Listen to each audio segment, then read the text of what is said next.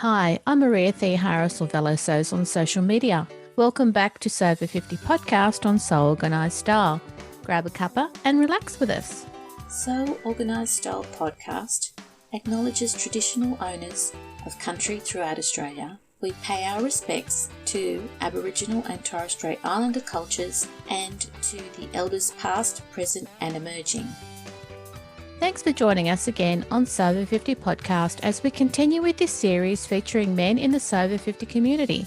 Sew Over 50 intersects with all communities. Justin is a more recent sewist, and you may have read about his sewing journey on the Socialist blog recently. One of the key aspects of this podcast series covers how to sew for men.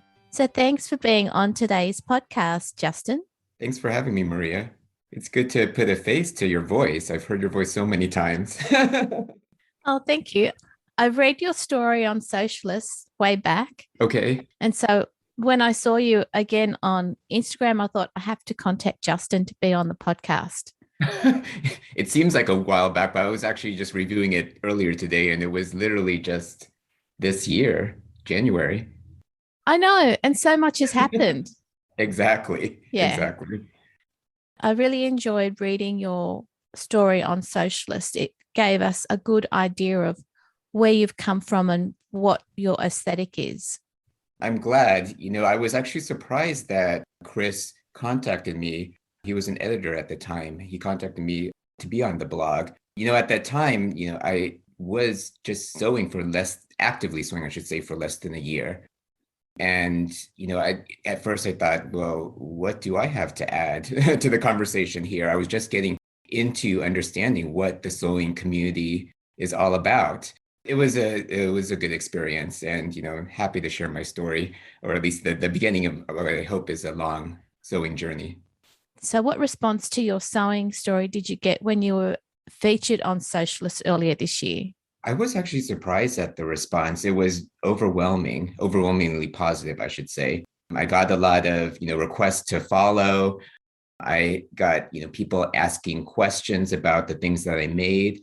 Afterwards, what was interesting to me was that, I started making certain patterns that were meant for women, but I adopted them to fit my body. And I had a number of women ask me, how I did that. And they never thought that certain patterns would be used by men, and they want to make the same things for their boyfriends. And it's a conversation that male sewists have, in terms of the lack of patterns, the fact that we have to have some kind of ingenuity to create the clothes that we wear, because commercial patterns specifically made for men are very, very limited.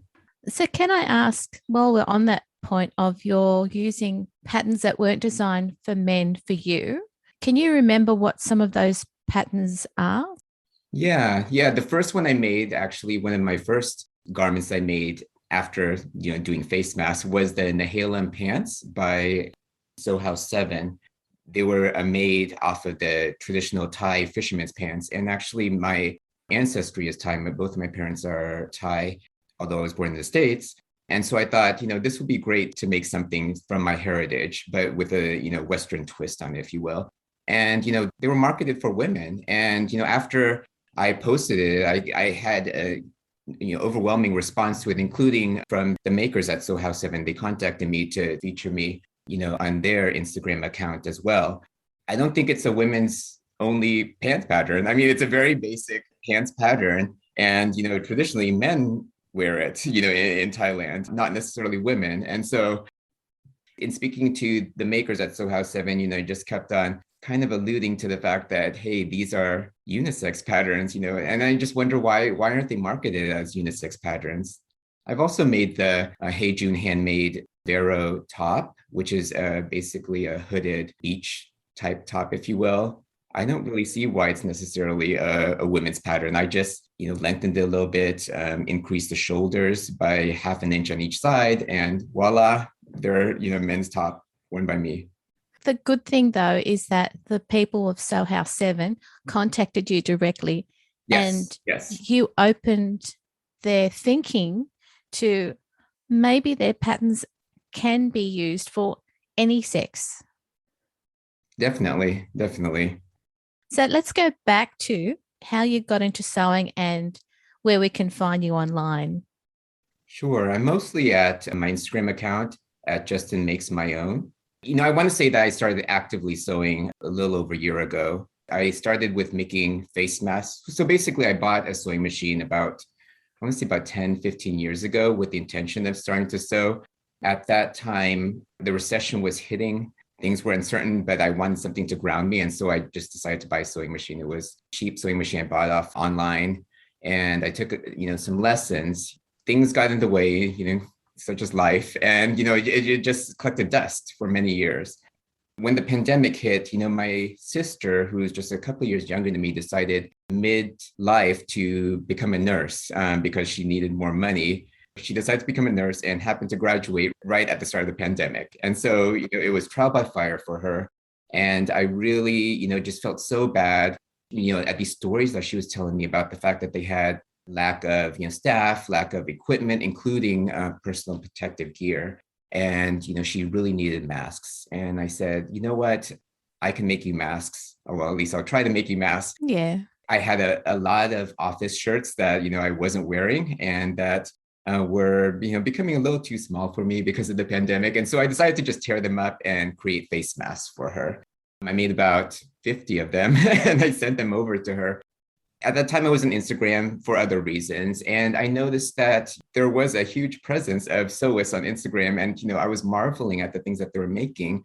And so I decided to just, continue. The Nahalan pants were one of the first ones that I made. But, I started looking for other patterns and, I just continued after that. But the project right now is we know that we're supposed to return to the office in January. And so my goal is to make at least 5 work shirt, work pants combinations before I get back into the office, ones that fit my body. You said work shirt combinations. So it's not just shirts, but it's the pants as well. And the pants as well. Yes, yes. Okay. I have 4 pants down, 1 to go, and I still need to make the shirts.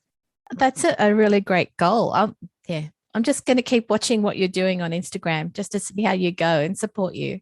Thank you. Thank you. You originally bought a sewing machine. It was there sitting on the side gathering dust. And then you've started sewing in a way that helped your sister because of the pandemic. And, you've gone ahead and done more sewing for yourself.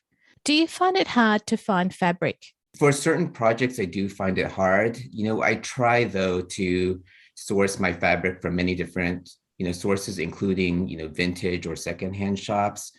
Sewing sustainably is very important to me. And so, one of the ways that I source fabric, besides, buying things online or in fabric stores, is to go to either charity shops or yard sales. Actually, just a couple of days ago, I was on my way to a charity shop when I saw a yard sale. And so I stopped by.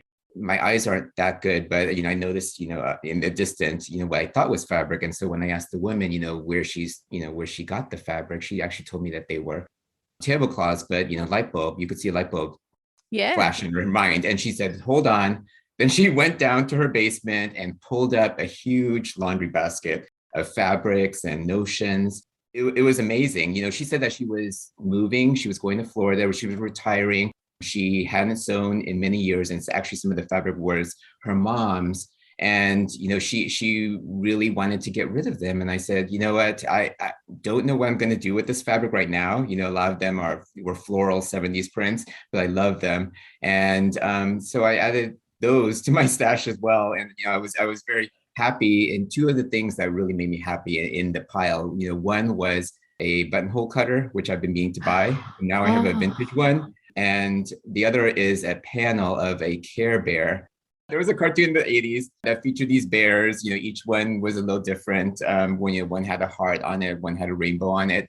And when I was a kid, I remember my mom buying this same panel and stuffing it and making me this bear. And I was just ecstatic to see this panel here untouched. I think the original price was $1.75 for the panel, and it was marked down to $1.22. The lady was joking with me, and she was saying that I should make it for my mom in return. And I think I might do that. Oh, that's so sweet. Yeah. No, I was just so excited to see it. It just brought back so many memories. In thinking about my sewing journey, I have a friend actually who's in divinity school, and she was very curious. Actually, after reading the Socialist article, she was asking me a lot of questions about, my family history. And she had taken a class about genealogy, but not genealogy in the sense of, tracing who family members were, or even, tracing genetics, but really tracing what made your ancestors tick. And she said that the only way to find out about this is to ask questions. And so when I actually, the silver lining of this whole pandemic was I actually got to spend 6 months actually at home. I grew up in Houston, Texas. I just one day asked my mom, hey, do you remember, grandma used to make me pajama pants from that hand crank Singer sewing machine? Whatever happened to that Singer sewing machine? And, she told me, where it is in Thailand. And, I'm making a mental note to steal it from the other grandchildren, but, when I get back to Thailand. But I also asked her about my grandmother's sister, who apparently, I knew her when she was probably 80 years old. She was at that time selling food in the markets in Thailand, but apparently she had a tailor shop when she was younger where she made dresses. And, the unfortunate part of the story was that it burned down and she wasn't able to continue because, she didn't have insurance or what have you back then. But, this is something that, is, in my blood. The unfortunate thing is my mom spent a lot of time with my sister who couldn't care less about, sewing and crafts, or hasn't been able to finish a project. But, it was me who secretly had this, passion. And when I was home, I, picked up the sewing machine and did, a number of shirts and stuff. And my mom was amazed. And, she started getting into it too. And we had to fight over the sewing machine. So she's now realized that her son has got this passion for sewing in him that she didn't realize before. So does she see you in a different light? Yeah, no, she's just amazed at, what I've made. And it just brings back memories of when she sewed and, when her mom sewed and her aunt sewed. And so she loves it. I mean, I think one thing that's over and above sewing that, people in my family appreciate is just handiwork. And, the fact that, when you make something out of your own two hands for yourself or for your family or for friends, you just put a little part of it inside of you. It might not be the best garment or the best, food product, but for some reason it just feels better. It just tastes better. You just cherish it more. Yeah, you do. It means more to you. It's not just something that's come out of a factory or. Exactly. That's really good. Finding all of that about your grandmother and your sister, that's really good that you've found that out right now rather than losing all of that information. Yeah. No, I knew about my grandmother only because I remember fondly the pajamas that she made me, apparently with a hand crank. I didn't realize it was a hand crank sewing machine. I really cherish those pajamas. I mean, they're long gone by now, but I have vivid memories of just, wearing them around.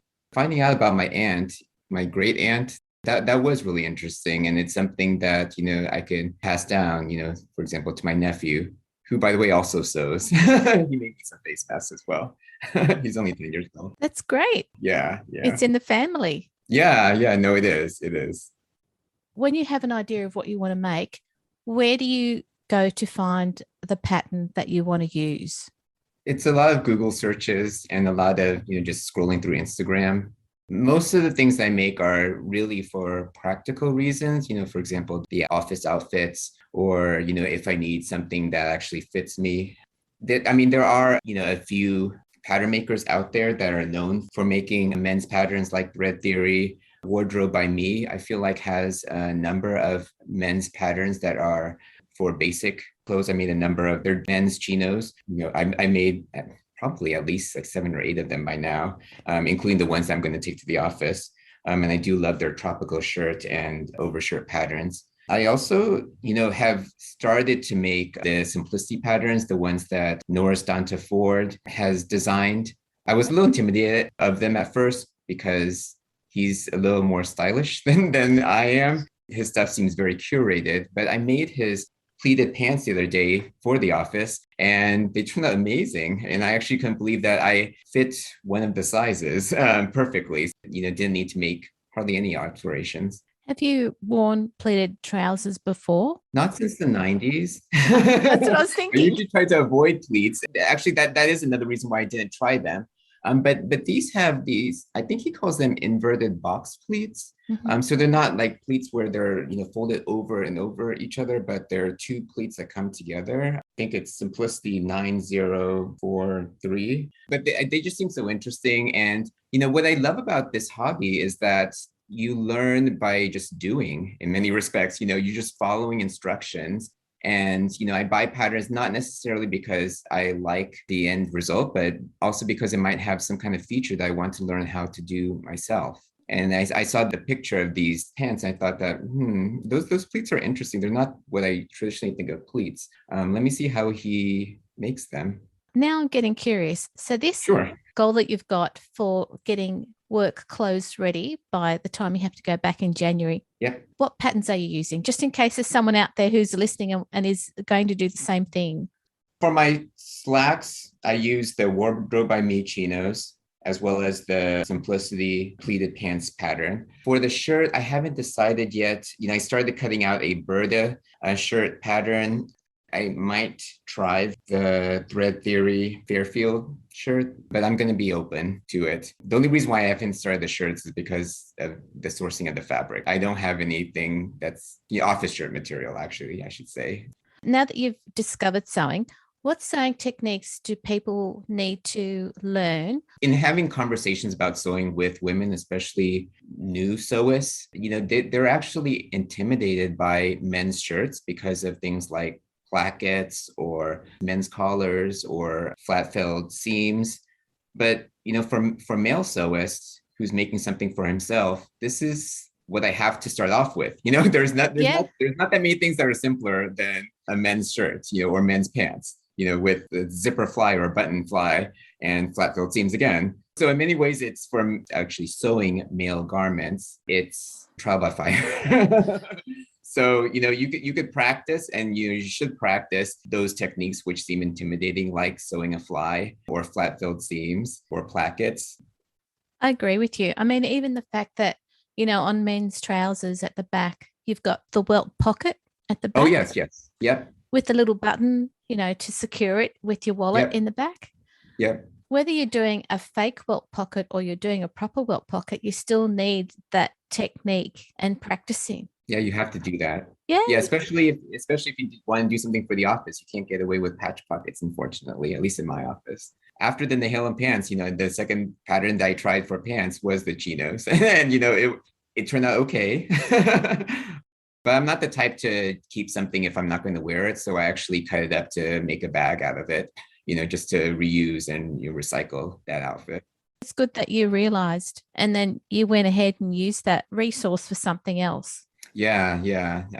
Again, I think I'm trying not to be a hoarder. I think a lot of us measure our fabric in bins, and I probably have about 5 bins of fabric, about half of it, from yard sales or from charity shops, the other half from online stores or brick and mortar stores as well. So now that you've said that you've been buying fabric for shirts, what sort of fabric are you looking for? Yeah, no, I think that is a good question. We all love about sewing is that we can actually pick the material that we're using. And, from my own, purchases of commercial ready to wear, I don't want shirts with too much synthetic material in it. And so I've been choosing 100%, cotton shirting. Right now, because I'm still fairly new, it's a little hit or miss in terms of the fabrics shops that I'm purchasing from, but I'm taking a chance right now. But yeah, at the very least, I could choose. I just enter the search terms 100% cotton, preferably organic, and I'll include the terms like Oxford or baby blue and the colors I want. Do you follow the Sew Over 50 community? I do. I just think it's great that it's so active on Instagram, and the pieces that people make are just so amazing. I'm shocked at how great they are, and the fact that these people have been, some of these sewists have been sewing for 20, 30, 40 years. I just feel like I wasted so much time. What was I doing this entire time? But I have 5 more years to go, and then I'll be over 50. So in many ways, I can't wait for that. Oh, I'll just put it out there and I remind people, just because it's over 50, anybody is part of Yes. the community, right? So yeah. Yes. But I also want to be proud. I am proud of my age. I'm not. And I think it's great that there is a community that was started because of the fact that there was underrepresentation in a certain age in the sewing community, but also in general in fashion. You've gone from making masks to making your own clothes. What advice would you give listeners who are going down the same path? If you are currently a sewist and you haven't made men's clothing, I would say it's not that much different, I would think, from making, women's clothing or from making any other garment. There are certain techniques that, may be featured in men's clothing a little bit more than women's, but at the same time, though, the process is the same. For people who have just learnt how to sew because of the pandemic and they've been making PPE, what advice would you give them to start using those skills to make clothes for themselves? I think if you've mastered the face mask, you are able to master other techniques. I think for the most part, people, who have just started making face masks, they had to learn those basic skills somewhere, probably on YouTube or from a friend. I would say find the patterns or the pattern companies that you hear have easier to follow patterns or instructions. And just, like I said, what I like about this hobby is that, just like, making, following a recipe, you're following the instructions, which also most of the times comes with, really detailed pictures or videos. You can make, many other items that, would seem impossible to you right now. I mean, it happened to me. If you had asked me over a year and a half ago if I would be making pants and shirts, jackets, underwear, I would not have believed you at all. So, this was, in many ways, it was a silver lining of the pandemic as well. The fact that I discovered sewing, and it's been such a great experience. One thing that I wanted to cover was the fact that what I find interesting about the sewing community is that it's not just about sewing. There's a lot of issues that people are talking about in the sewing community, like sustainability, like representation, that I feel, are issues that, need to be discussed, that, I just find it so fascinating that it's being discussed in a craft community. I've dabbled in many crafts throughout my entire life. I just happened to have found sewing later. I wish I found it earlier. I've been knitting for at least 20 years now. And, I know how to crochet, rigid heddle weaving I've tried, spinning yarn I've, done. I have a wheel. But sewing, for some reason, it has really ignited this passion. But in addition to talking about sewing, I love the fact that we're talking about all of these social issues that extend beyond this craft. Justin, thanks for coming onto the podcast and sharing both your sewing journey and the history of sewing within your family with us today. Thanks again, Maria, for having me. I really do love the podcast. Oh, thank you, Justin. You're welcome. And have a lovely day, listeners. This episode of Sew Organised Style Podcast for Sew Over 50 was produced by me, Maria Theoharis, with permission of Justin, soundbybensound.com. You can subscribe to Sew Organised Style Podcast, spelled with an S, not a Z, on all good podcast apps. Please give us a 5-star rating and review whenever you listen to our podcast, and maybe go to our Patreon account and support us. Every podcast is free. If this is your first podcast you've listened to, make sure you go back and listen to our Sew Over 50 podcast archive and catch up on this series about men who sew. Post any questions or suggestions you have on our Instagram account at SewOrganisedStyle or on our website at www.seworganisedstyle.com or on our Facebook page. We look forward to joining you in your sewing room next time. Stay safe, everyone.